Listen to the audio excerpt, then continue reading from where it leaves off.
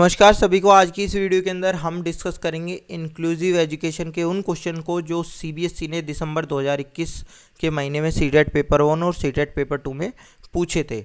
आज की वीडियो शुरू करने से पहले अगर आप भी सीटेट की बेहतरीन तैयारी करना चाहते हैं तो आज ही हमारे चैनल को सब्सक्राइब कर लीजिए, साथ ही बेल आइकन को भी दबा दीजिए। इसके अलावा अगर आप हमसे व्हाट्सएप पर जुड़ना चाहते हैं, व्हाट्सएप पे रजिस्टर करना चाहते हैं तो व्हाट्सएप नंबर है 8076392717। इस पे आपको अपना नाम और साथ में लिख के भेजना होगा सीटेट। इससे आपको क्या फ़ायदा मिलेगा? एक तो ये नंबर आपके पास सेव हो जाएगा जिससे आप स्टेटस देख पाएंगे। आपका नाम हम इसीलिए पूछ रहे हैं कि आपका नाम से नंबर सेव करेंगे जिससे आप स्टेटस देख सकें, और साथ ही हम आपको प्रोवाइड करेंगे इंडिविजुअल गाइडेंस। इसके साथ में आपको कुछ बेसिक नोट्स जैसे ईवीएस के नोट्स हैं हमारे 10 पेजेस के, तो वो आपको प्रोवाइड कर दिए जाएंगे जिसमें से आपका 15 नंबर का सीटेट का पेपर है हूबहू आ जाता है। इससे पहले की वीडियो जो हमारी थी एनसीएफ के नोट्स आपको प्रोवाइड कर दिए गए हैं। लिंक में मैं डालता रहता हूँ, जब भी आप मैसेज करेंगे तो दिन में एक बार एनसीएफ का लिंक आपको मिल जाएगा वहाँ से, जिससे आप नोट्स डाउनलोड कर सकते हैं। ठीक है, तो चलिए आज की इस वीडियो में डिस्कस करते हैं। पहला क्वेश्चन 16 दिसंबर 2021 में सीटेट पेपर 1 में ये क्वेश्चन आया था। देखिए, वंचित और हाशिए पर स्थित समूह, ये कौन से समूह हो सकते हैं? ये हो सकता है कि कोई ट्राइबल एरिया हो, ये हो सकते हैं जो लड़कियों को भी आज की डेट में आप वंचित और हाशिए पर कह सकते हो। ठीक है, मैं यहाँ ये लेकर चल रहा हूँ क्योंकि इनके बारे में बात करी गई है भाषा और संस्कृति। तो भैया लड़के और लड़की में तो वो चीज़ नहीं होती है। क्यों? क्योंकि दोनों की भाषा लगभग सेम ही होती है। तो मैं ये सोच रहा हूँ कि कोई ट्राइबल एरिया है जहाँ पे ज़्यादा पढ़ाई नहीं होती है या फिर उनको हम नहीं मानते हैं, तो ऐसी चीज़ों को स्कूली पाठ्यक्रम में समाविष्ट करने से एक अध्यापक क्या सुनिश्चित कर सकता है? आप बताओ। इससे हम इक्वलिटी इन एजुकेशन स्थापित कर सकते हैं या फिर ये इक्विटी इन एजुकेशन कर सकते हैं। एक साम्यता, एक समानता मैंने आपको बताया था। देखिए होता क्या है, जैसे मान लो आपका लेवल है, हर बंदे का लेवल अलग हो सकता है, हर संस्कृति का लेवल अलग हो सकता है। ठीक है, तो मान लो ये लेवल है आपका ग्राउंड से, तो अगर आपको इक्वेलिटी इन एजुकेशन में करोगे तो अगर इसको इतना बढ़ाओगे तो इसको भी इतना बढ़ाओगे और हर एक को इतना बढ़ाओगे, तो ये आपका होता है इक्वेलिटी इन एजुकेशन। लेकिन जब आपको ये पता है ये कम है तो इसको अगर आप बढ़ाने की कोशिश करोगे, इसको इसके बराबर लाने की कोशिश करोगे, इसको इसके बराबर लाने की कोशिश करोगे, तो ये होता है इक्विटी इन एजुकेशन। ठीक है, साम्यता ला रहे हो आप एजुकेशन में। और ये साम्यता केवल इक्विटी ने, ये इक्विटी का मतलब बताया मैंने, और ये इक्विटी हमारे घर में भी चलती है। समझ रहे हो इस चीज़ को? कैसे चलती है हमारे घर में? मान लो एक बच्चा है जो 12 साल का है, उसका छोटा बहन भाई 3 साल का है। आप रोटी देते हो, रोटी हो सकता है इसको तो आधी रोटी दो और इसको 2 रोटी खिलाओगे या 3 रोटी खिलाओगे। तो ऐसा थोड़ी है कि इसके साथ आप भेदभाव कर रहे हो, नहीं। आपको ऐसा लग रहा है इसको ज़्यादा ज़रूरत है, इसकी भूख ज़्यादा है। ठीक है, दूध का गिलास हो सकता है, इसको आधा गिलास दो, इसको 1 कटोरा भर के दे दो। तो ये जो चीज़ है ये क्या है? ये असमानता थोड़ी है। या आप इक्वलिटी करोगे कि नहीं, अगर इसको आधी दे रहा हूँ तो इसको भी आधी दूंगा, या अगर इसको 2 रोटी दे रहा हूँ तो इसको भी 2 ठूस के खिलाऊंगा। तो वो इक्वलिटी, वो चीज़ गलत होती है। इक्विटी होती है जहाँ जिसको ज़रूरत है उसके हिसाब से आपको करना है। तो देखो, जो डिसएडवांटेजेस, जो मार्जिनलाइज ग्रुप्स होते हैं उनकी लैंग्वेज को वैल्यू नहीं मिल पाती, तो उनकी लैंग्वेज को, उनके कल्चर को अगर आप वैल्यू दे रहे हो तो ये क्या कर रहे हो? इक्विटी इन एजुकेशन कर रहे हो। आगे समझ में? चलिए नेक्स्ट पे चलते हैं। और ये पॉजिटिव है इंक्लूसिव एजुकेशन का। अब देखिए इस तरह के क्वेश्चन आते हैं जो आप एप्लीकेशन बेस्ड कह सकते हैं कि जो हियरिंग इम्पेयरमेंट है, यानी कि जो श्रवण बाधित है, यानी जो बच्चे को सुनने में प्रॉब्लम है, इनमें से आप कौन सी रणनीति का उपयोग नहीं करेंगे उस बंदे के लिए जिसको सुनने में दिक्कत है? समझना आप इस चीज़ को। Use of subtitle while screening videos. अब एक आप कोई वीडियो है, वीडियो के अंदर वीडियो चल रही है और वो बोल रहे हैं, तो आप नीचे सबटाइटल चला दोगे जिससे वो पढ़ पाए। बिल्कुल सही बात है, जिसको सुनने में दिक्कत है आप उसको ज़्यादा से ज़्यादा दिखाओगे चीज़ों को। आए समझ में? तो ये बिल्कुल सही है। Use of expressive body movement and gesture in teaching. Teaching के अंदर आप एक्सप्रेसिव बॉडी करोगे, ठीक है, यानी जो आप बोल रहे हो कहीं ना कहीं आपके मूवमेंट से भी ये दर्शाना चाहिए कि आप क्या कहने की कोशिश कर रहे हो, ठीक है। आप इशारों में बात करोगे, इशारों में तो नहीं कहूँगा मैं, लेकिन इशारों के साथ बात करोगे। तो ये क्या होता है, ये आपकी जो मूवमेंट होते हैं या जो जेस्चर्स होते हैं उसके हिसाब से आप करोगे। जैसे आप अगर किसी बच्चे को कह रहे हो बैठ जाओ, तो आप हाथ से भी इशारा करोगे कि बैठ जाओ। तो ये क्या होता है, जो बच्चे सुन नहीं सकते, ठीक है, उनके लिए ये बढ़िया चीज़ रहती है। फिर आपका होता है कि supplementing oral communication with textual, बिल्कुल सही बात है। जो ओरल कम्युनिकेशन है, जो आपको बच्चे को बताना है, आप उसको दिखाओगे टेक्सचुअल, आप उसके साथ शाब्दिक या चित्रित के प्रणाली से उसके साथ संप्रेषण करोगे, यानी कि उसको वो चीज़ें कम्युनिकेट करोगे, ठीक है। ये अभी तक के ये सारे पॉजिटिव थे। लेकिन reliance on verbalisation as primary mode of communication, संप्रेषण हेतु मुख्यतः मौखिक माध्यम पर ही, पहली बात तो ये ही आ गया, ये मैंने बताया था, ही वाली चीज़ नेगेटिव होती है, सीमित कर देती है, तो ऐसा आपको नहीं करना है। और ये तो वैसे भी आप वर्बलाइजेशन के ऊपर तो आप किसी को लिए भी, एक केवल इसके लिए नहीं जिस बच्चे को सुनने में दिक्कत है, ठीक है, इसके लिए नहीं, ये तो मैं किसी और बच्चे के लिए भी इस चीज़ को नेगेटिव कहता, क्योंकि आप कह रहे हो पर ही आश्रित रहना है, पर ही आश्रित कभी भी नहीं रहना है। और उस बच्चे को तो सुना ही नहीं देता, क्या उखाड़ लोगे आप ऐसे उसको बोल बोल के उसके सामने। नेक्स्ट पे चलते हैं। कह रहे हैं डीप सीटेड टीचर प्रीजुडाइस, ये क्या होते हैं कि आपके मन के अंदर कुछ वहम हो जाते हैं, कुछ कुरीतियाँ आपके दिमाग में हैं, ठीक है, अलग अलग ग्रुप्स को लेके, डिसएडवांटेजेस ग्रुप्स को लेके, ये कौन से होती हैं, ये कुरीतियाँ कुछ इस तरह की होती है कि नहीं ये तो बेकार लोग होते हैं। मैंने देखा है बहुत सारे लोगों के दिमाग में ये चीज़ें रहती हैं, और इसको कहते हैं रेडिकलाइजेशन। रेडिकल होते हैं वो। रेडिकल कैसे होते हैं, वो एक पक्ष के लिए, मतलब उनमें हीन भावना रहती है किसी के लिए। अगर आप ऐसा करोगे तो ये मतलब ये आपकी कौन सी ऐसी चीज़ है, उस किस प्रोसेस से आप ये कह सकते हो कि ये दिख जाती है लोगों के अंदर। Seating arrangement done on the basis of gender, caste और एंड क्लास। आप बच्चों को एक आपका जो सिटिंग अरेंजमेंट है इस हिसाब से कर दिया कि एक लाइन के अंदर तो केवल लड़कियां बैठेंगे, एक लाइन में लड़के बैठेंगे। क्यों? क्योंकि आपको कोएड में विश्वास नहीं है, ठीक है। आपको ऐसा लगता है कि लड़के लड़की एक साथ नहीं बैठने चाहिए, या आपको ऐसा लगता है कि भैया एक में तो उच्च कास्ट के लोग बैठेंगे, एक में निम्न जाति के लोग बैठेंगे। क्यों भाई, क्यों बैठेंगे ऐसा? तो ये आपकी सोच दिखाती है। तो यही चीज़ ऐसी है जो गलत थी अभी तक, मुझे ऐसा लगा। एनकरेजमेंट ऑफ मास्टरी ओरिएंटेड, हमने तो बात कर रखी है, मास्टरी ओरिएंटेड स्टाइल तो होना ही चाहिए। Make reasonable accommodation for children with, accommodation करने हमें, रेकोमोडेशन मेरा पॉजिटिव वर्ड था जब मैंने इंक्लूसिव एजुकेशन की बात करी थी। Encouraging children to examine resist and challenge the mechanical system, mechanical system को बच्चा अगर चैलेंज कर रहा है तो बहुत बढ़िया बात है, ठीक है। चलिए नेक्स्ट पे चलते हैं। Which of the following is principle of inclusion, principle बताना है, पॉजिटिव नेगेटिव से भी बता सकते हो। डिस्क्रिमिनेट नेगेटिव था, स्टैंडर्डाइज्ड इंस्ट्रक्शन नेगेटिव थे। स्टैंडर्डाइज्ड इंस्ट्रक्शन की जगह कौन से होते थे? डिफरेंशिएटेड इंस्ट्रक्शंस हो सकते थे। एक्सेप्टेंस ऑफ इंडिविजुअल डिफरेंस ये पॉजिटिव था। सेग्रीगेशन और लेबलिंग ये भी नेगेटिव था। तीसरा आपका आंसर है। चलिए नेक्स्ट पे चलते हैं भाई। कह रहे हैं a child who has partial vision, partial vision जो आंशिक रूप से देख सकता है। मैंने बताया था आपको 100% ऐसे ब्लाइंड नहीं होते बच्चे, कुछ होते हैं 90% होते हैं, उनको 10% दिखाई देता है, उनको धुंधली धुंधली चीज़ें दिखाई देती हैं, ठीक है। तो आप इनमें से क्या करोगे उनके साथ में? Should be encourage to opt home based, उनको कहोगे घर पे रह के पढ़ाई करो? नहीं भैया। उन्हें एक अलग संस्थान में रखने की ज़रूरत है? नहीं भैया। समावेशी प्रावधानों का पालन करना चाहिए और उन्हें नियमित स्कूल में जाना चाहिए, यही बात सही है। इंक्लूसिव एजुकेशन ये इसी बात को कहती है। चलिए नेक्स्ट पे चलते हैं। एक बार ये और देख लेते हैं। Should be in regular school with no special provision, ये गलत चीज़ है, स्पेशल प्रोविजन होने चाहिए। चौथा क्यों गलत है? रेगुलर स्कूल की तो ये बात करता है, लेकिन यहाँ पे स्पेशल प्रोविजन होने चाहिए, वरना इंटीग्रेटेड लर्निंग में और इंटीग्रेटेड एजुकेशन में और इंक्लूसिव एजुकेशन में कोई फ़र्क ही नहीं रह जाएगा, ठीक है। चलिए नेक्स्ट पे चलते हैं अब हम। कह रहे हैं which of the following strategy is not in the line of philosophy of inclusion to help a child with autism. Autism के बच्चे कैसे होते हैं? ऑटिज्म के बच्चे होते हैं जिन्हें भीड़ भड़ाका कोई पसंद नहीं होता, ना उन्हें कोई ज़्यादा शोर वगैरह पसंद होता, वो शर्माते हैं, वो आपसे नज़र नहीं मिला के बात करते, उनको अकेला रहना ज़्यादा पसंद होता है। ये सारी इस तरह के बच्चे होते हैं, ठीक है। तो आपको क्या नहीं करना है ये बताएंगे आप, ठीक है।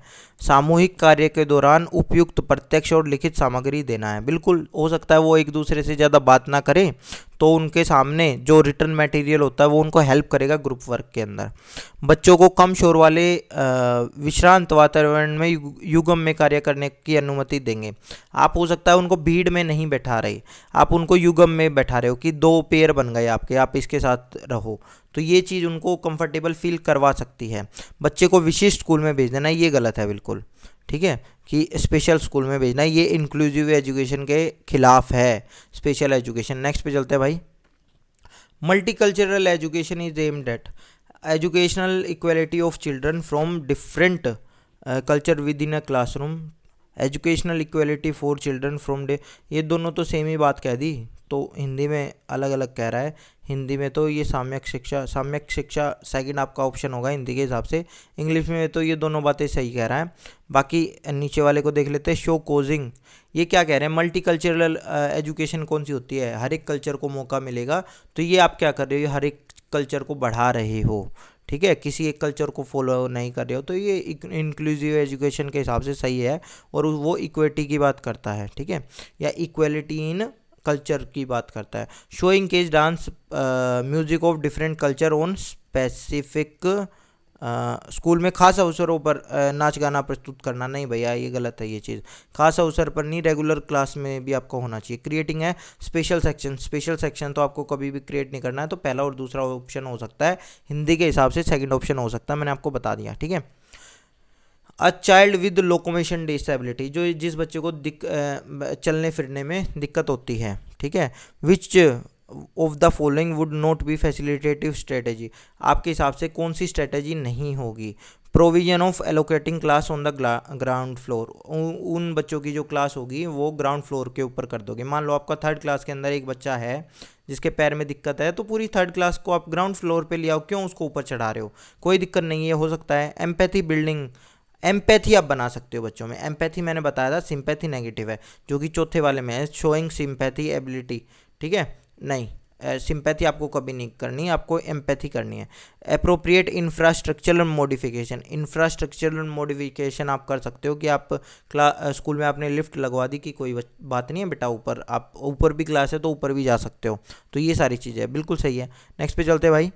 कह रहे हैं एक सामान्य स्कूल में विशिष्ट अधिगम अक्षमता वाले बच्चों के संदर्भ में कौन सी रणनीति सुसाध्य नहीं है? नहीं नोट, तो 3 पॉजिटिव होंगी, 1 नेगेटिव होगी। जहां मुमकिन हो वहाँ अधिगम को विशिष्ट क्षेत्र में छूट दी जाए, बिल्कुल सही बात है। ऐसा हो सकता है कि कोई बच्चा मान लो बोल नहीं सकता और उसको कहे हो तेरा तो ओरल टेस्ट लेंगे, क्यों लोगे भैया उसका ओरल टेस्ट?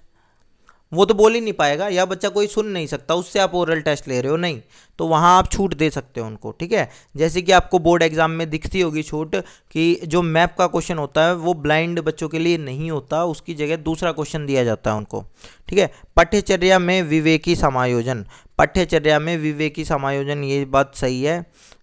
आपका की गई त्रुटियों पर निरंतर नकारात्मक टिप्पणी, गलत है ये चीज़ें, निरंतर नकारात्मक टिप्पणी कभी भी नहीं करोगे आप। चलिए नेक्स्ट पे चलते हैं भाई।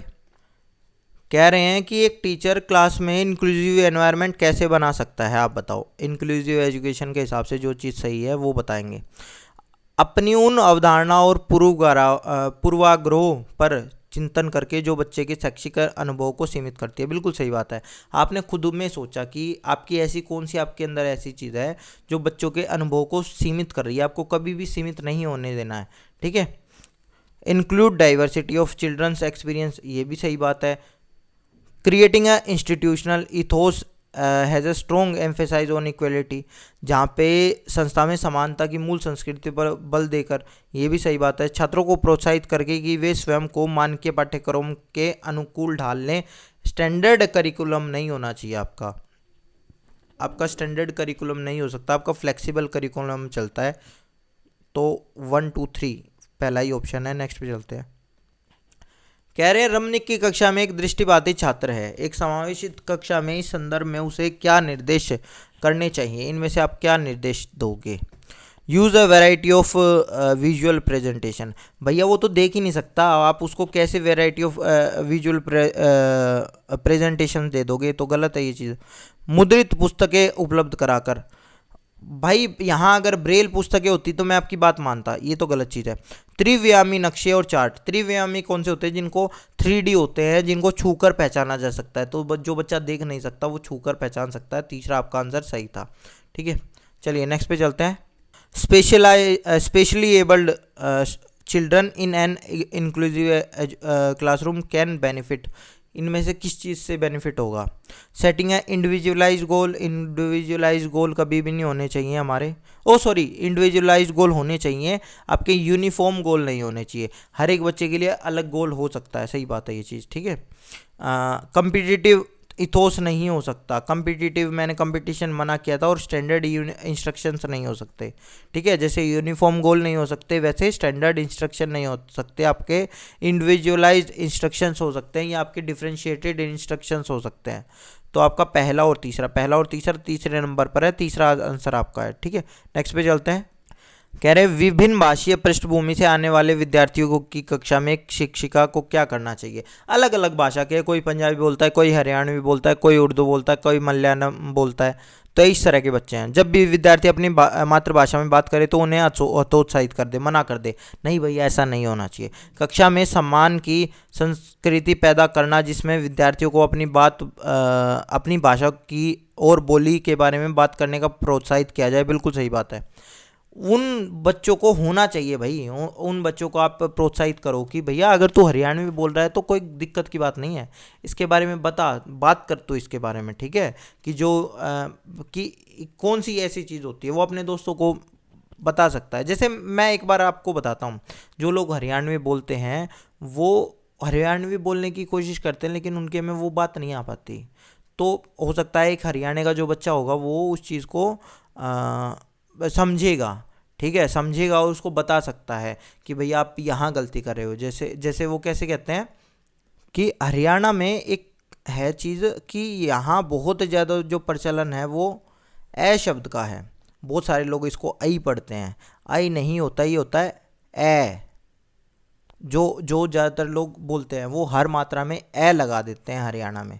ठीक है, तो ये वाली जो चीज़ चलती है। अब देखो इसमें होता क्या है, आपको बेसिक चीज़ बताता हूँ। अच्छा, ये होता है ए, ठीक है, और ये होता है ए। इसको ए बोलते हैं, ना कि आई बोलते हैं।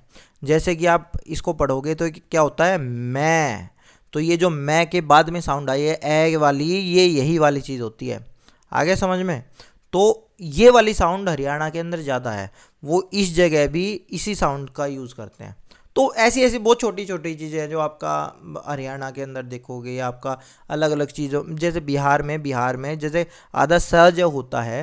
ठीक है, मान लो कोई भी ऐसी चीज़ है जिसमें आधा स शुरुआत में आ रहा है, जैसे स्माइल अगर वो बोलेंगे तो वो कहेंगे स्माइल। स्टिक को बोलेंगे स्टिक, तो वो क्या करते हैं, वो स के आगे ई लगा देते हैं, आधे स के आगे।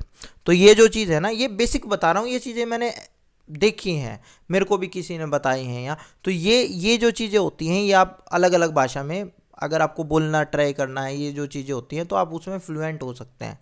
ठीक है, चलिए नेक्स्ट पे चलते हैं। अब हम थर्ड में ये कह रहा था कि विद्यार्थियों को बोलने में केवल वाली चीज़ आ गई, तो केवल तो हो ही नहीं सकता। ठीक है, नेगेटिव चीज़ आ गई थी। फिर ask student from marginalised community to enrol in home tuition के लिए आप बुला रहे हो उसको घर पर ट्यूशन देने के लिए, ऐसा भी आपको नहीं करना है। एनकरेज करना है कि वो अपनी भाषा के बारे में बात करें, उसके डायलेक्ट के बारे में बात करें, और उनको प्रोत्साहित करें, और वो खुद भी उसकी इज्जत करें। इस चीज़ में भी होनी चाहिए चीज़ें। नेक्स्ट पे चलते हैं। अब ये रीजनिंग वाला क्वेश्चन आ गया है। कथन है और उसके नीचे तर्क दिया होगा। ये देखना है पहले आपको कथन सही है या नहीं है, फिर आपको ये चेक करना है तर्क सही है या नहीं सही है। उसके बाद में ये चेक करना है कि तर्क कथन के लिए सही है या नहीं सही है। ठीक है, तो पहली बात तो कर लेते हैं। विविध प्रकार की सामाजिक, आर्थिक और सांस्कृतिक पृष्ठभूमि विद्यार्थियों की कक्षा सभी विद्यार्थियों की अनुभवों को बढ़ाती है। यानी कि अगर आपकी क्लास में अलग अलग आपकी सोशल से, इकोनॉमिक से और कल्चरल बैकग्राउंड से बच्चे आते हैं तो उनका लर्निंग एक्सपीरियंस बढ़ता है और उन बच्चों के लिए वो अच्छी चीज़ है। बिल्कुल सही बात है। कैसे हो सकता है? जैसे देख कहा जाता है ये चीज़ कि भाई जो अमीर घर के बच्चे होते हैं उन्होंने कभी गरीबी देखी नहीं होती है। अगर उनके पास में उनके इस तरह का दोस्त रहता है, उनको पता होता है, तो वो एक तरह से सेंसिटिव होते हैं इन चीज़ों को लेके, है ना। और उनके अगर मान लो एक तरह से एक जो हमेशा ही अमीर घर में रहा है, बढ़िया पब्लिक स्कूल में पढ़ा है, तो अगर वो कोई कहीं पहुंच गया या किसी कंपनी में पहुंच गया तो वो प्लानिंग करेगा, तो वो प्लानिंग नहीं नीचे अगर मैं इकोनॉमिक रूप से देखा जाऊं तो इकोनॉमिक रूप से वो अपने से कम वालों के लिए प्लानिंग ही नहीं कर सकता, क्योंकि वो तो ये सोचेगा ना कि अगर मैं 10,000 का जूता पहनूंगा तो और कौन है इंडिया में जो नहीं पहन सकता, उसको तो लगेगा सब पहन सकते हैं। तो ये इकोनॉमिक के हिसाब से बताइए, फिर सोशल के हिसाब से भी हो सकता है। आपका सोसाइटी के अंदर हर आपकी जो कास्ट होती है, हर कल्चर के लोग रहने चाहिए, जिससे आपको एक कल्चर से दूसरी कल्चर के अंदर सीखने को मिलती हैं चीज़ें। तो ये चीज़ सही है, ठीक है। फिर है only student with visual hearing impaired and learning disability benefit from inclusion. Inclusion से केवल जो ये इस तरह के बच्चे होते हैं, दृष्टिबाधित, श्रवण बाधित और जिन्हें विकार होता है, केवल उनको लाभ होता है। नहीं भैया, केवल उनको लाभ नहीं होता, जो जनरल बच्चे होते हैं उनको भी लाभ होता है, ठीक है। कि आप उनको रहना आता है उन बच्चों के साथ में, और वो समझ सकते हैं कि भैया आपको किस तरह से बिहेव करना है, क्योंकि आगे हो सकता है किसी करियर में उनका जो बॉस हो वो देख ना सकता हो। अब वो उसके साथ सही बिहेव नहीं करेंगे तो कल को हो सकता है वो उनको निकाल दे नौकरी से। तो एक बेसिक ऐसी चीज़ें बता रहा हूँ मैं आपको कि इंक्लूजन केवल उस बच्चे के लिए नहीं है जिसका इंक्लूजन आप कर रहे हो क्लास में, वो सभी के लिए ज़रूरी है, वो सभी को कुछ ना कुछ बेनिफिट देता है। नेक्स्ट पे चलते हैं। कह रहे हैं what pedagogical provision a teacher make for a student with visual impairment. जिसको आंखों में प्रॉब्लम है उस बच्चे के लिए आप क्या करोगे? Use a lot of fine print material ले रहे हो, ब्रेल लाओ ना उसके लिए, ऐसा तो हो ही नहीं सकता। Give a lot of verbal cues दोगे और उनके लिए ऐसी अपॉर्चुनिटी दोगे जिससे वो इमेजिन कर पाए। बिल्कुल सही बात है, ये आप कर सकते हो। विजुअल डेमोस्ट्रेशन तो बिल्कुल नहीं करेंगे, वो देख ही नहीं पाएंगे। ब्लैक बोर्ड वर्क भी वो देख नहीं पाएंगे। तो यही है आपका कि उनको बोल के करोगे कि बेटा मान लो 2 घोड़े हैं, ठीक है, या इस तरह की जो चीज़ें हैं, इस तरह से आप उन चीज़ों को इमेजिन करवाओगे बच्चों से। तो ये सेकंड है आपका आंसर। चलिए नेक्स्ट पे चलते हैं। सिंपल क्वेश्चन है बहुत ही कि लर्निंग डिसेबिलिटी को लेके आप क्लास में, अगर आपकी क्लास में लर्निंग डिसेबल बच्चे हैं तो आप किस तरह से मतलब कौन सी किस चीज़ को फॉलो करोगे। यानी कि 3 नेगेटिव चीज़ें होंगी, एक पॉजिटिव चीज़ होगी, वो देखनी है।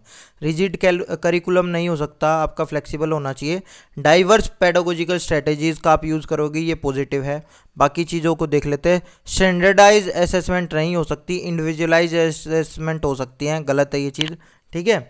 Zero tolerance on errors and mistake, ये भी गलत चीज़ है, ठीक है। चलिए नेक्स्ट पे चलते हैं। ये भी बहुत सिंपल क्वेश्चन है। कह रहे हैं समावेशन की भावना को सटीक रूप से वर्णन किस तरह से कर सकता है। ही वर्ड आ गया, ही तो हो ही नहीं सकता, ओनली तो हो ही नहीं सकता। कह रहे हैं पूर्वाग्रह रखता है, प्रेजुडाइस रखता है, ये भी नेगेटिव चीज़ होती है। कोई अपेक्षा नहीं होती, कह रहे हैं बच्चों में जो विशेष शैक्षिक आवश्यकता वाले बच्चे होते हैं उनसे कोई अपेक्षा नहीं होती, ऐसा भी नहीं है। तो ये तीनों नेगेटिव हो गए। चौथा आंसर जो हमें लेगा वो पॉजिटिव ही होगा शायद। तो teacher practically culturally responsive pedagogy, बिल्कुल sorry, teacher practice culturally responsive pedagogy, यही आपका आंसर है। नेक्स्ट पे चलते हैं। फिर वैसा ही क्वेश्चन आ गया, जो बच्चे देख नहीं सकते उनके साथ आप क्या नहीं करोगे। तो स्पीक क्लियरली एंड एक्सप्लिसिटली, यानी कि स्पष्ट रूप से आप बोलोगे और प्रत्यक्ष बोलोगे, बिल्कुल सही बात है। 3D मैप का यूज़ करोगे, सही बात है। Felt board and felt books and felt board, felt books कौन सी होती है? छूकर पढ़ी जा सके, जिनको आप ब्रेल बुक्स भी कह सकते हो, और फेल्ट बोर्ड जिनको छूकर पहचाना जा सके। कंप्यूटर जिनके ऊपर विजुअल प्रेजेंटेशन होगा, इनको नहीं करोगे।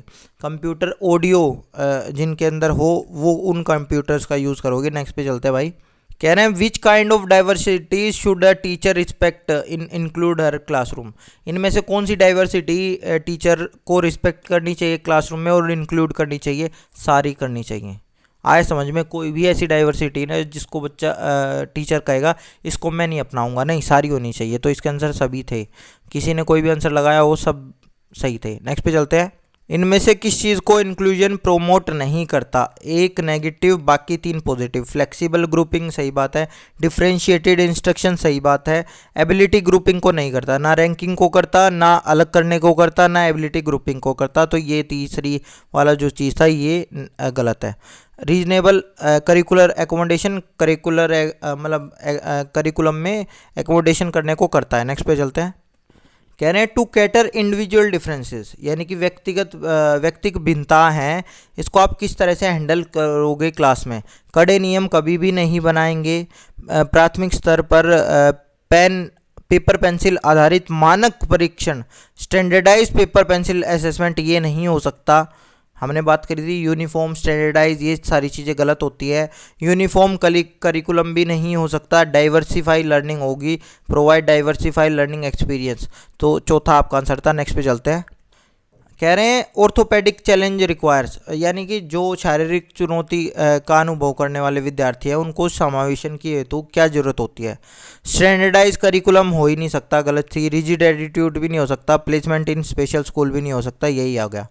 तीन तो नेगेटिव हो गए थे। वैसे भी अगर पॉजिटिव देखा जाए तो हमने बात की थी जो बच्चे चल फिर नहीं सकते उनके लिए इंफ्रास्ट्रक्चरल एक्सेसिबिलिटी आप कुछ करोगे, या तो आप रैंप लगवाओगे। रैंप कौन से होते हैं? जो ऐसे ही इस तरह के रहते हैं।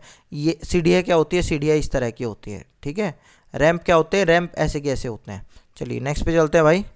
इंक्लूसिव टीचिंग का कौन सा प्रिंसिपल नहीं है? इक्विटी है, सेग्रीगेशन और लेबलिंग नहीं है, यही है अलग। चलो सीधा था, नेगेटिव यही चीज़ मिल गई हमें। नेक्स्ट पे चलते हैं। अब कह रहे हैं children coming from marginalized family are often neglected in a classroom even when they perform well. कह रहे हैं हाशिए पर रहने वाले जो परिवारों के जो बच्चे होते हैं वे कक्षा में अक्सर उनकी कक्षा में हमेशा अवहेलना की जाती है, मतलब उनको ज़्यादा वैल्यू नहीं दी जाती, जबकि वे कक्षा में अच्छा कर रहे होते हैं तब भी। कक्ष में इस प्रकार का आचरण के लिए निम्नलिखित में से कौन से कारण, कौन सा समूह उत्तरदायी है? आपके हिसाब से ऐसा क्या क्या कारण होंगे कि उनके साथ ऐसा हो रहा होगा? तो टीचर आर ओफन प्रीजुडाइज्ड, ये कैसे है? जो बी आर अम्बेडकर है ना, इसका बहुत बड़ा एग्जाम्पल है। उनको कहा जाता था कि क्लास के बाहर वो बैठ के पढ़ते थे। क्यों? क्योंकि वो मार्जिनलाइज सोसाइटी से आते थे, ठीक है। उनकी वैल्यू नहीं की जाती थी कि भैया तू तो ये है। ऐसा माना जाता है कि, माना क्या जाता है, ऐसा लिखा हुआ है, ऐसा पढ़ सकते हो आप कि जिस दिन पीएन नहीं आता था उस दिन वो प्यासे रहते थे, क्योंकि पीएन ही उनको अलग से पानी पिला सकता था, ठीक है। वो सेम उससे पानी भी नहीं पी सकते थे, जबकि वो पढ़ाई में इतने बढ़िया थे, तब भी उनके साथ ऐसा था। तो ये क्या क्या कारण हो सकता है? एक तो टीचर का हो सकता है, बिल्कुल सही बात है। टीचर का, उनके टीचर अक्सर पूर्वाग्रहित होते हैं, बिल्कुल सही बात है, ठीक है। दूसरा क्या हो सकता है कि जो उनके साथ पढ़ने वाले बच्चे होते हैं, सहपाठियों में विविधता व इन बच्चों में सामाजिक पृष्ठभूमि के बारे में संवेदनशीलता का अभाव। उन बच्चों के अंदर भी जो सहपाठी होते हैं ना, अगर मान लो कोई सहपाठी उसको अपने साथ खिला लेता बी आर अम्बेडकर को, तो क्या वो मतलब वो पैसे रह पाते पूरा दिन? नहीं ना। मेन बात यही है, ना तो बच्चे एक्सेप्ट करने को राजी हैं, ना टीचर एक्सेप्ट करने को राजी है, तो ये चीज़ें हो रही हैं। तो कह रहे हैं हाशिए पर रहने वाले परिवारों के बच्चों की शिक्षा को अधिकार अधिनियम 2009 के अंतर्गत शिक्षा से वंचित रखा गया है। शिक्षा से वंचित नहीं रखा गया भैया, ये तो उनको तो शिक्षा देने की बात करी गई है, उसी के अकॉर्डिंग तो इंक्लूसिव एजुकेशन चला है। तो 1 और 2 ओनली, ये आपका आंसर है। चलो भाई नेक्स्ट पे कर लेना। अब आप ये मत कहना सर आप तो ओनली बताते हो, तो ये ओनली इसमें गलत कैसा हो गया? क्योंकि ये ऊपर 3 वाले पॉइंट में से था, ये कोई लिमिट नहीं कर रहा है बच्चों को, ठीक है। ओनली का मतलब होता है जब बच्चों को लिमिट करे, ये आपको लिमिट कर रहा है यहाँ पे आंसर देने के लिए कि भाई तीसरे वाले को आप आंसर मत मानो, पहला और दूसरा ही सही है। नेक्स्ट पे चलते हैं। सिंपल है, वही इंक्लूजन, समावेशन को बढ़ावा देना है। कौन सा? बैरियर फ्री एक्सेस, यानी कि कोई रुकावट नहीं होनी चाहिए, हर बच्चे को मिल पाए education. Assistive device and appropriate technology based tool, कि कुछ सहायक यंत्र हो सकते हैं। किसी बच्चे के लिए टेप रिकॉर्डर हो गया, जो बच्चा देख नहीं सकता, जो बच्चा सुन नहीं सकता, उसके लिए हियरिंग मशीन हो गई। तो ऐसी चीज़ें हो सकती हैं। चॉइस ऑफ रेगुलर स्कूल और special schooling as well as home school education. यहाँ क्या कहा है, इन्होंने कहा है कि ऐसे बच्चों के लिए रेगुलर स्कूल भी चूज़ करो, स्पेशल स्कूलिंग भी चूज़ करो और होम बेस्ड स्कूलिंग भी चूज़ करो। और ये इंक्लूजन को बढ़ावा देता है, ये कहना चाह रहे हैं। Uniform structural curriculum and means of assessment. देखो अब ध्यान समझना, मेरे हिसाब से तो ये दोनों ही आपके आंसर गलत हैं। ये सही है, ये सही है, लेकिन भैया आप स्पेशल स्कूल को नहीं चूज़ कर सकते। इंक्लूजन नहीं बढ़ता इस तरह से तो वो अलग होते हैं, आप अलग कर रहे हो उनको, ठीक है। तो यहाँ पे केवल इतना होता, चॉइस ऑफ रेगुलर स्कूल तो पहले फर्स्ट सेकंड थर्ड इनको मैं मान लेता, ठीक है। तो अभी मेरे हिसाब से इनमें से कोई सा भी आंसर नहीं है। नेक्स्ट पे चलते हैं भाई। इंक्लूजन इनमें से किस चीज़ को बढ़ावा देता है? इक्विटी को बढ़ावा देता है, ना सेग्रीगेशन को, ना इक्वलिटी को, ना लेबलिंग को, ठीक है। समता को बढ़ावा देता है, ना कि समानता को। इस बात को ध्यान से समझ लो। नेक्स्ट पे चलते हैं। कह रहे हैं which one of the following does not characterize inclusion. कौन सी नेगेटिव चीज़ है आपको ये बतानी है। 3 पॉजिटिव होंगी, 1 नेगेटिव होगी। तो welcoming and celebrating diversity positive है। इनेबलिंग चिल्ड्रंस सेल्फ एस्टीम आप कर रहे हो। रिमूविंग बैरियर्स को हटा रहे हो। हैविंग सेपरेट स्कूल, ये नेगेटिव है। सेपरेट स्कूल आपको कभी नहीं करने हैं, ठीक है। अलग विद्यालय नहीं होने चाहिए आपके। नेक्स्ट पे चलते हैं भाई। कह रहे inclusion of student with disability. इनमें से किस चीज़ का आपका क्या है? इंक्लूजन आपका क्या है? इनएक्सेसिबल इंफ्रास्ट्रक्चर, नहीं भैया, एक्सेसिबल होना चाहिए। इक्वलिटी ऑफ अपॉर्चुनिटी होनी चाहिए, बैरियर्स नहीं होने चाहिए। चौथा आपका आंसर है। नॉन डिस्क्रिमिनेशन होना चाहिए आपका। चलिए नेक्स्ट पे चलते हैं भाई। कह रहे हैं लोकोमोटर डिसेबिलिटी, यानी कि जो बच्चे चल फिर नहीं सकते, उनके हाथ में, पैर में या हड्डी में कोई दिक्कत होती है, तो ये बच्चे जिनको गतिशील दिव्यांगता आप ये कह सकते हैं, उनको क्या काम करने में दिक्कत आती है? समस्या समाधान नहीं भैया, वो बढ़िया सोच सकते हैं। मौखिक संप्रेषण में भी दिक्कत नहीं आती, वो तो जो बोल नहीं सकते हैं उनके साथ हो सकता है। वस्तुओं के स्थानांतरण संबंधित विशिष्ट क्रियाकलापों, हाँ कोई चीज़ इधर से उठा के उधर रखनी है, इसमें उनको दिक्कत आ सकती है। तीसरा आपका आंसर है। चौथे का और देख लेते हैं एक बार। Participation in game based on concentration, ये भी सही है। नेक्स्ट सिंपल क्वेश्चन है, देखो भाई। विच of the following will be most appropriate. Multicultural class में क्या चीज़ अप्रोप्रिएट होगी? स्कूल शुड एडमिट ओनली चीज़ आ गई, केवल आ गया, ठीक है। यहाँ पे दंड करेगा, पेनलाइज करेगा, पेनल्टी लगाएगा, ये भी नेगेटिव हो गया है। अभी एक बार चौथे में हो रहे ऐसा ही कोई वर्ड देख लेते हैं। ओनली आ गया, लो भाई। तो मेरे हिसाब से दूसरा आंसर हो गया। मैंने तो पढ़ा ही नहीं, सेकंड वाले में मेरे को मोटा मोटी कुछ दिखा नहीं था, तो इस वजह से। बाकी सेकंड वाले को कहेंगे teacher should respect all language and encourage student to communicate in the language which they are comfortable to speak, ये बात सही है। तो सेकंड आपका आंसर है। नेक्स्ट पे चलते हैं भाई। कह रहे हैं inclusive education maintain appropriate standard for learning for student with, कि इनमें से किस स्तर का मान रखती है, आप ये बताओ। गिफ्टेड का भी रखती है, ऑटिज्म का भी करती है, लर्निंग अरे हर किसी को ही तो डालेगी इंक्लूसिव एजुकेशन अपने अंदर। तो 1 2 3 4 आपका आंसर हो गया चौथा। नेक्स्ट पे चलते हैं भाई। अब जो बच्चे पार्शियली साइटेड होते हैं, हल्का हल्का देख पाते हैं, उनके लिए क्या करोगे? लार्ज बुक लाओगे, 3D मटेरियल लाओगे, स्मॉल वाली नहीं लाओगे। Software that convert text to speech, ऐसे सॉफ्टवेयर लाओगे जो टेक्स्ट को स्पीच में बदल सकते हैं। तो यही आपका आंसर है। तो क्या हो गया? 1 2 4, ये सेकंड आपका आंसर आ गया यहाँ से, ठीक है। सिंपल था। नेक्स्ट पे चलते हैं। कहते हैं कि in a classroom with diverse group of student, teacher को क्या करना चाहिए? Advocate and celebrate individual differences. बिल्कुल सही बात है, इंडिविजुअल डिफरेंसेस को वो सेलिब्रेट करेगा, एडवोकेट करेगा। रिड्यूस करेगा इंडिविजुअल डिफरेंसेस को? नहीं भाई, इग्नोर करेगा नहीं। इंडिविजुअल डिफरेंसेस को ऑब्स्टेकल मानेगा? नहीं, ये भी चीज़ गलत है। उसको कठिनाई नहीं माननी चाहिए, उसको सम्मान करना चाहिए उन चीज़ों का। तो पहला आपका आंसर सही है। नेक्स्ट पे चलते हैं भाई। कहने which of the following principle hinders inclusion in education, आपके हिसाब से इनमें से कौन सी चीज़ मतलब नेगेटिव है? ठीक है, मल्टीपल वे, सही बात है। Multiple way of labelling student, labelling गलत है कि अलग अलग तरह से लेबल करो बच्चों को। रिप्रेजेंट करो कंटेंट को मल्टीपल वे से, सही बात है। अपने ओपिनियंस को एक्सप्रेस करो मल्टीपल वे से, सही बात है। एंगेज करो, ये भी सही बात है। ठीक है, चलिए नेक्स्ट पे चलते हैं। कह रहे हैं स्टूडेंट विद विजुअल इम्पेयर, मतलब जो बच्चे देख नहीं सकते, इनके साथ आप बात करने के लिए, कम्युनिकेट करने के लिए कौन सी ट्रेनिंग लोगे? साइन लैंग्वेज, साइन लैंग्वेज जब वो देख ही नहीं पाएंगे आपके संकेत, क्या आप समझेंगे? ब्रेल लैंग्वेज ट्रेनिंग, सही बात है। Text to speak converting software होने चाहिए ऐसे। टेक्टाइल प्रिंटेड मटेरियल, यानी कि जो उभरी हुई होती है, टेक्टाइल वो होती है जिनको आप उभरी हुई होते हैं, स्पर्श से आप पहचान सकते हो, तो ये भी हो सकता है। तो सेकंड, थर्ड, फोर्थ ओनली, यही आपका आंसर है। चलिए नेक्स्ट पे चलते हैं। ये भी बहुत आसान क्वेश्चन है, वैसा ही है जैसा पिछला था कि एक बच्चे का जो रमन है वो क्लास 4th में पढ़ता है और उसका लो विजन है, उसको पढ़ने में दिक्कत आती है, मतलब कि कम दिखता है, तो पढ़ने कार्य करने में दिक्कत आती है। तो आप एज ए टीचर क्या कहेंगे? Advise his parents to complete the work for him, कि उसके पेरेंट्स को कहेंगे कि आप उसके काम को पूरा करके लाया करो। Permanently exempt him from referring the text book से रेफर करने के लिए एग्जाम्प्ट कर देंगे? नहीं भैया। Provide with him with audio recorded lesson from text book, ये चीज़ करी है, ये एनसीईआरटी की अगर आप देखोगे तो एनसीईआरटी ने ऑडियो बुक्स अवेलेबल करवा रखे, तो ऐसे बच्चों को आप ये प्रोवाइड कर सकते हो। तो तीसरा आपका आंसर है। नेक्स्ट पे चलते हैं भाई।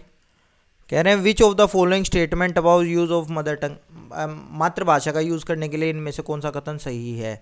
School should prescribe only, only की बात आ गई तो ओनली तो हो ही नहीं सकता।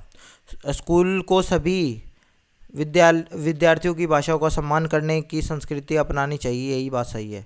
सभी की करवाओ, कि केवल अंग्रेजी का भाषा निर्धारित करें नहीं, ठीक है, अपनी मातृभाषा को हतोत्साहित करें नहीं, तो यही सेकंड आपका आंसर है। चलिए ठीक है, सिंपल था। नेक्स्ट पे चलते हैं भाई। कह रहे हैं इंक्लूसिव एजुकेशन में इनमें से कौन कौन से बच्चे होने चाहिए? सभी होने चाहिए भैया, कोई भी बच्चा हो, हर एक बच्चे को आप लाओगे। ठीक है, तो 1 2 3 4 आपका ऑप्शन देख लेते हैं हम। सिंपल था ये क्वेश्चन तो बहुत ही, चौथा आपका आंसर है। नेक्स्ट पे चलते हैं, सिंपल है ये भी। कह रहे हैं कि एक बच्चे की आंखों में दिक्कत है, तो वो इनमें से किस व्यवहार को दिखा सकता है आपको? Choosing to read the blackboard from far away, वो बहुत दूर से पढ़ने को चुनता है शामपट को? नहीं भैया, वो तो पास होगा बेचारे से, तब भी नहीं पढ़ा जाएगा। फिजिकल मैप्स को पढ़ लेता है? नहीं भाई, वो पढ़ ही नहीं पाएगा, देख ही नहीं सकता वो। बारीक मुद्रक वाले कार्यपत्रों को तुरंत पूरा कर देता है? नहीं, कम्प्लीटली। बिग अगर आपका प्रिंट होता तो उसको तो वो कर सकता था, लेकिन इसको नहीं। पढ़ने में चुनौती महसूस करना और पढ़ने के समय आंखें मिचकाना, ऐसा काम करेगा, सही बात है। आंखें झपकाएगा, पलक झपकाएगा बार बार, तो वो सारी चीज़ें होगा, तो ये आपको पता चल जाएगा कि इसको देखने में प्रॉब्लम हो रही है। तो इसका आंसर था चौथा। नेक्स्ट पे चलते हैं। गिफ्टेड स्टूडेंट्स के लिए आप क्या करोगे? गिव स्पेसिफिक इंस्ट्रक्शन, नहीं भाई। गाइडलाइन, डिटेल्ड गाइडलाइन दे दोगे उनको? नहीं। स्ट्रिक्टली फॉलो करिकुलम, नहीं। स्टैंडर्डाइज असेसमेंट भी नहीं होगा। Give moderate to higher order thinking task, उनको थोड़े से मुश्किल काम करने की कोशिश दोगे, जिससे उनकी जो थिंकिंग हो वो और ज़्यादा बेहतर हो, तो चौथा आपका आंसर है। नेक्स्ट पे चलते हैं। कहते हैं समावेशी कक्षा में इनमें से क्या होना चाहिए? डायग्नोस्टिक लेबलिंग, लेबलिंग तो आपकी कभी होगी ही नहीं, सेग्रीगेशन भी नहीं होगा, कम्पिटिटिव क्लासरूम भी नहीं होगी, प्रतिस्पर्धा भी नहीं होगी, अलग भी नहीं किया जाएगा, यथोचित समायोजन किया जाएगा, रीजनेबल एकोमोडेशन किया जाएगा, तो सेकंड आपका आंसर था। नेक्स्ट पे चलते हैं भाई। कह रहे हैं in an inclusive classroom buddy system and cooperative learning, buddy system क्या होता है? एक सहयोजक जोड़ दिया जाता है, जैसे कि बडी आपने देखा होगा आर्मी वगैरह के अंदर होता है, बडी हो जाता है, दो का पेयर बन जाता है। तो ये आप क्या करोगे? डिस्करेज नहीं करोगे। आपको कोऑपरेशन लर्निंग क्या होती है? पॉजिटिव होती है, तो इसको प्रमोट करोगे, तो यही आपका आंसर है। ठीक है, तो सेकंड आपका आंसर था। स्टीरियोटाइप को बढ़ाने में फ़ायदा, मतलब वो नहीं करेगी, लर्निंग आउटकम कम नहीं करेगी, आपका यही होता है, प्रमोट करना चाहिए। नेक्स्ट पे चलते हैं। What should a teacher do for learner from disadvantages and deprived community, सुविधा नहीं है उस बच्चे के पास इतनी, तो आप क्या करोगे? कि उसको स्कूल से बाहर एक्स्ट्रा हेल्प करने की को कहोगे, ठीक है, मतलब उसको लेने को कहोगे कि स्कूल के बाहर वाले लोगों की हेल्प ले, नहीं भैया, स्कूल में बच्चा आ रहा है तो आपको उसकी हेल्प करनी है ना। मेक स्पेशल सेक्शन नहीं कहोगे, एबिलिटी बेस्ड ग्रुप नहीं बनाओगे, कोलैबोरेटिव ग्रुप बनाओगे जिससे उस बच्चे को हेल्प मिले, using group diversity of enhancing learning. तो ये आपका सही बात है। नेक्स्ट पे चलते हैं भाई। Special education in special school for student with learning disability, ये कैसी होती है आप ये बताओ। स्पेशल एजुकेशन स्पेशल स्कूल में is not desirable since it can be overly restrictive for the learner. सही बात है, ये रिस्ट्रिक्ट कर जाती है कि बच्चे अगर ब्लाइंड स्कूल में पढ़ रहे हैं तो वो केवल उन बच्चों के पास में पढ़ेंगे या उनके टीचर भी जो ब्लाइंड होंगे उन्हीं के पास पढ़ेंगे, तो ये चीज़ गलत होती है। तो पहला ये आपका आंसर होगा। नेक्स्ट पे चलते हैं। कह रहे हैं which of the following statement about inclusion is not correct. Note यानी कि नेगेटिव वर्ड ढूंढने की कोशिश करो। मैं पढ़ ही नहीं रहा, inclusion means providing choice and option for learner, इसमें मेरे को नेगेटिव कुछ नहीं दिख रहा। इंक्लूजन इम्प्लाइज एक्सेप्टिंग ऑल की बात कर ली तो पॉजिटिव हो गया। Inclusion involve investing in categorising and learning labelling, ये नेगेटिव दिख गया, तो यही आपका आंसर है। समझ रहे हो, इस तरह से आपको मतलब अगर आपके पास में कम टाइम मिल गया, आप पढ़ ही नहीं पा रहे चीज़ों को, तो उस टाइम पे कैसे करोगे। तो थर्ड आपका आंसर है। नेक्स्ट पे चलते हैं। कह रहे हैं what adaptation a teacher should make while engaging learner who, मतलब जो बच्चा देख नहीं सकता, फिर वही वाली बात आ गई, आप कैसे काम करोगे उन बच्चों के साथ में, क्या काम करोगे। स्पीक क्लियरली एंड लाउडली, ऊंचा बोलोगे जिससे वो बच्चे सुन पाए, देख नहीं सकते तो सुनने के ऊपर फोकस करोगे। Use text to speech software, text को स्पीच में कन्वर्ट किया जा सके, टेक्स्ट वो पढ़ नहीं सकते उसको वो सुनाई देगी वो चीज़। Use a variety of colourful worksheet, colourful worksheet की जरूरत क्या है, वो बच्चा तो देख ही नहीं पाएगा। Use a lot of tactical material, जो वो छू सकते हैं वो वाला मटेरियल। तो 1, 2 और 4 थर्ड आपका ऑप्शन है। नेक्स्ट पे चलते हैं भाई। कह रहे हैं to accomplish the goal including children with special need in a regular classroom. Regular classroom में आपको स्पेशल नीड वाले बच्चों के लिए आपको क्या करना पड़ेगा, इंक्लूजन के लिए आपको क्या करना पड़ेगा, identify individual children strength and inter, हर एक बच्चे की रुचि वगैरह और आवश्यकताओं की पहचान करनी पड़ेगी। सही बात है। व्यक्तिगत भिन्नता का निरादर करना है, नहीं निरादर नहीं करना भैया, ठीक है। डिसरिगार्ड नहीं करना, रिगार्ड करना हमेशा उस चीज़ का, ठीक है। अधिगम को सहज बनाने के लिए आकलन युक्तियों का अनुकूलन करना है, सही बात है, ठीक है। अडेप्ट करोगे उन चीज़ों को जो फैसिलिटेट करें लर्निंग को, बिल्कुल सही बात है। इंडिविजुअलाइज्ड एजुकेशन प्लान बनाओगे, ये भी सही है। व्यक्तिगत शिक्षा योजना बनाओगे, ये ना कि स्टैंडर्ड एजुकेशन प्लान होगा, व्यक्तिगत होगा आपका। तो पहला तीसरा चौथा कहाँ है, ये रहा तीसरे नंबर पे। नेक्स्ट पे चलते हैं भाई।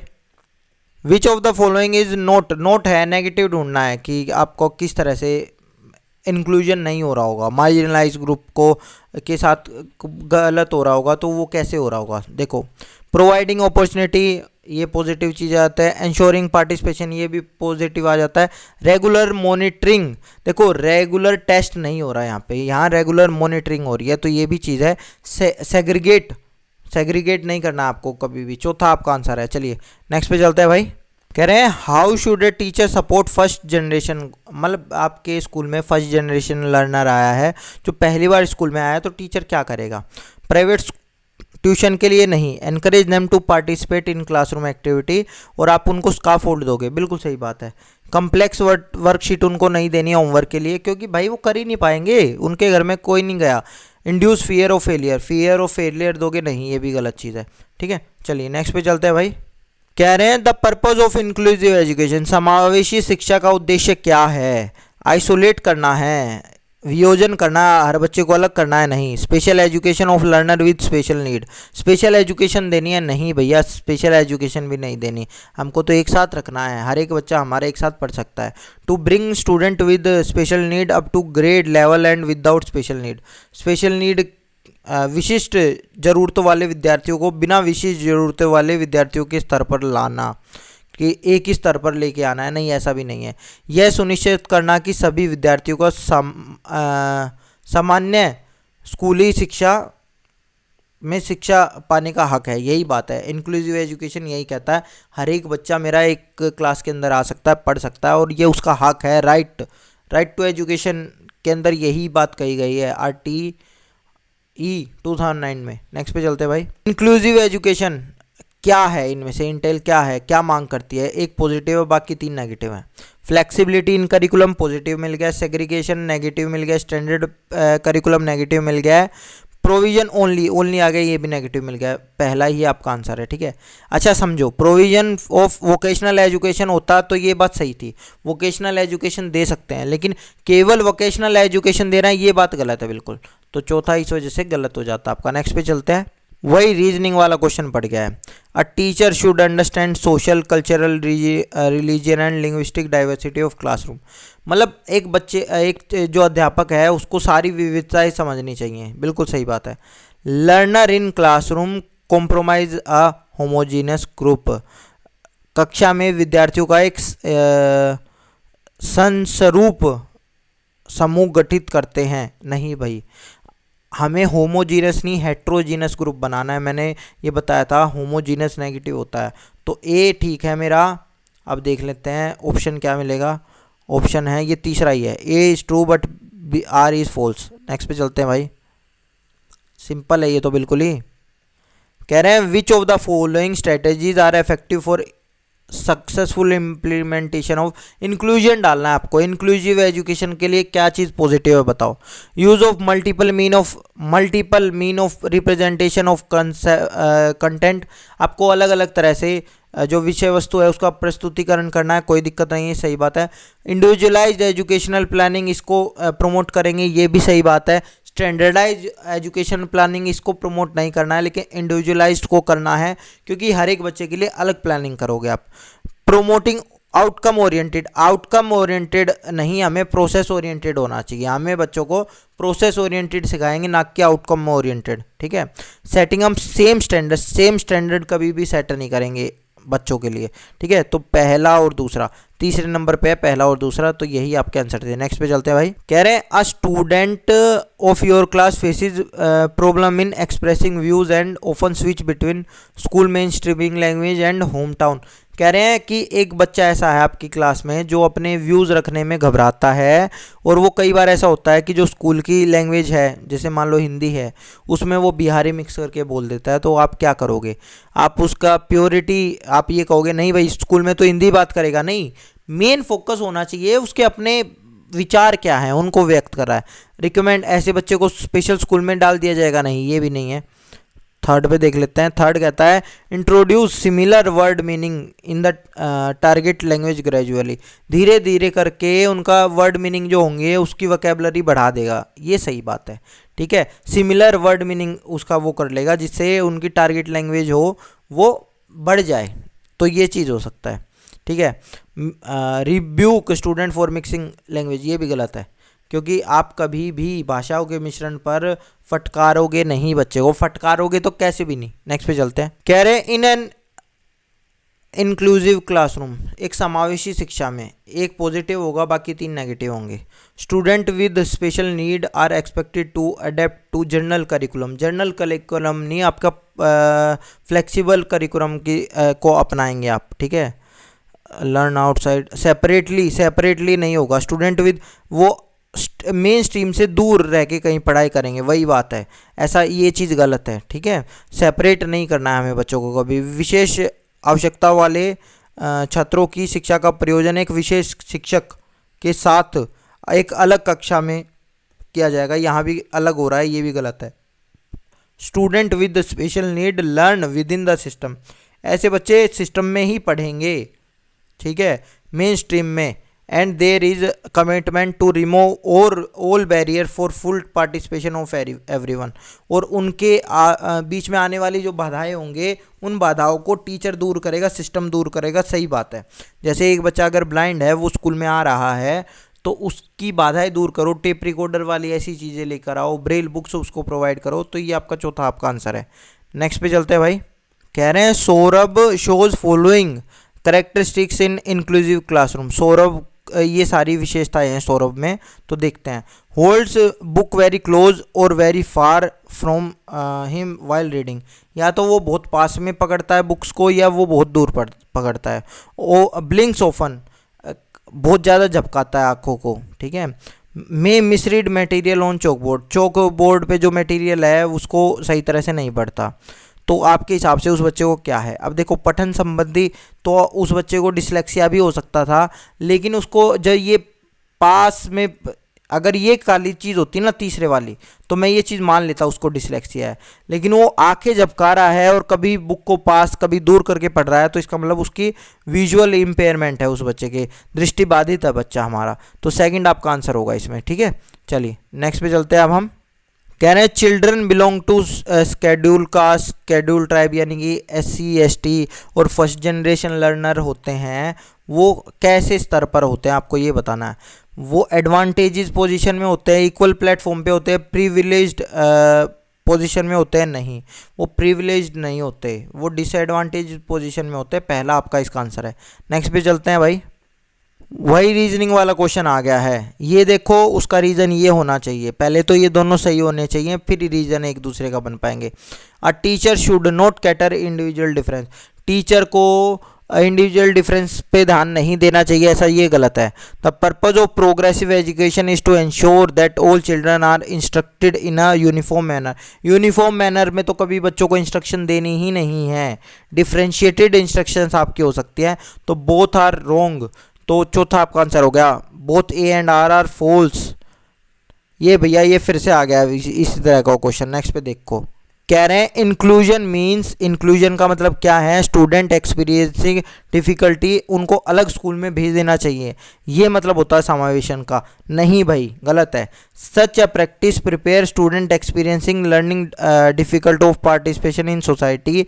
अगर आप इस तरह का कर देते हो तो क्या होता है, तो बच्चे समाज में अच्छी तरह से पार्टिसिपेट कर पाते हैं। नहीं भाई, अगर आपको आपने उन बच्चों को अलग स्कूल में ही भेज दिया है, तो वो सही से कैसे पार्टिसिपेट कर पाएंगे जैसे होना चाहिए, तो ये भी गलत है, ठीक है। चलिए नेक्स्ट पे चलते हैं। तो both A and R false. Next पे चलते हैं। एक सेकंड, कहाँ गया?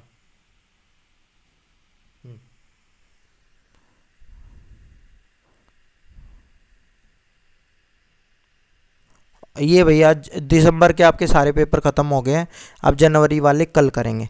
तो आई होप आपको ये वीडियो पसंद आया होगा, इसको लाइक कर देना, शेयर कर देना अपने दोस्तों के साथ में, और कमेंट में बताओ अगर कोई दिक्कत आ रही हो, और कमेंट में आप अपने सजेशन भी दे सकते हो। धन्यवाद।